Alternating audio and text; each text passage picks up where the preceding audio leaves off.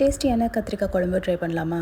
ஒரு வானலில் கொஞ்சமாக எண்ணெய், கடுகு, சீரகம், காஞ்ச மிளகா, கருவேப்பிலை, நம்ம கட் பண்ணி வச்ச கத்திரிக்காயும் சேர்த்து நல்லா வதக்கிடலாம். நல்லா வதங்கினதும் கொஞ்சமாக மஞ்சத்தூள், கொஞ்சம் உப்பு போட்டு இதை வேக வச்சிடலாம். கத்திரிக்காய் பாதி வெந்ததும் ஒரு ஸ்பூன் காஷ்மீரி மிளகாத்தூள், ஒரு ஸ்பூன் கறி மிளகாத்தூளை போட்டு இதை ஃபுல்லாகவே வேக வச்சிடலாம். இது வேகிற டைமில் நம்ம ஒரு மிக்ஸர் ஜாரில் 3 தக்காளியை போட்டு நல்லா பியூரி பண்ணி வச்சுக்கலாம். இப்போ நம்ம கத்திரிக்காய் ஃபுல்லாக வெந்ததும் நம்ம பண்ணி வச்ச டொமேட்டோ பியூரியை இதில் ஆட் பண்ணிக்கலாம். இது பச்சை வாசனை போகிறதுக்குள்ளே கொஞ்சமாக வேர்க்கடலை வறுத்து வச்சுக்கலாம். அதோட 2 ஸ்பூன் வெள்ளை எள்ளையும் வறுத்து வச்சுக்கலாம். ஒரு மிக்ஸர் ஜாரில் வறுத்து வச்ச வேர்க்கடலை, வெள்ளை எள்ளு, அதோட கொஞ்சமாக தேங்காவையும் சேர்த்து நல்லா பேஸ்ட் பண்ணிக்கலாம்.